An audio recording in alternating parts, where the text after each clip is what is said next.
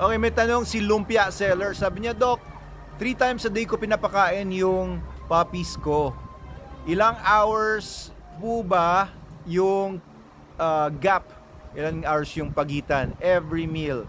Simple lang yung sagot ko dyan, Sir Lumpia Seller or Ma'am Lumpia Seller. I-divide mo lang yung 24 hours into 3.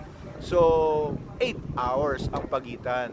Okay, so kung papakainin mo siya ng 8 o'clock ng umaga, susunod na papakain mo yan, mga 4 o'clock ng hapon, tapos the next na pakain mo na dyan is 12 o'clock ng gabi. Ayan, para nasa tamang gap, no, makakapag-digest yung aso mo or yung tuta mo ng pare-parehong haba ng oras na 8 hours. Okay na yung 8 hours. Ngayon, ang 3 times a day, ginagawa lang yan pagpapakain sa mga puppies na mga 3 to 6 months old. Pag lumampas na ng 6 months old, gagawin mo naman 2 times a day na lang. So, ilang hours naman yung pagitan? E, divide mo yung 24 hours ng 2, e every 12 hours. Ganun lang po yun. Pero pagka 1-year-old na yung aso mo, 1 time a day mo na lang siya papakainin, okay? And of course, ang dapat pinapakain nyo sa aso ninyo is SDN, the best dog food in the multiverse. Okay, huwag kayong magpapakain ng mga ibang mga dog food na medyo mahina dahil nagtitipid kayo kasi mas maganda na yung SDN. Hindi siya ganun kamura, pero mas tipid kayo because of the consumption lang, konti lang ang konsumo per day. Kagaya ko na meron ako malaking aso si Logan. 36 kilograms siya, Belgian Malinois, male. 10 years old na yon.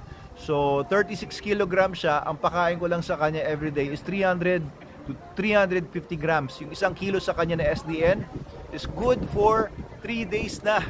Kaya tipid talaga ang SDN, guys. Okay, so kapag tipid kayo sa dog food, ay meron pa kayong pangpunta dito sa Manalo Resort Hotel. 190 lang ang entrance sa adults. Pag estudyante ka pa, senior citizen or PWD, 150 lang ang entrance po dito. Kung ikaw ay bata na less than 12 years old below, ay 100 pesos lang. At may enjoy nyo na yung swimming sa ating magagandang pool, no? Follow us sa Manalo Resort Hotel page.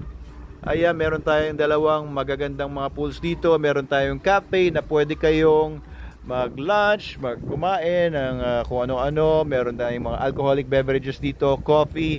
Eh, meron tayong entertainment. Paseo si Sir Ivan.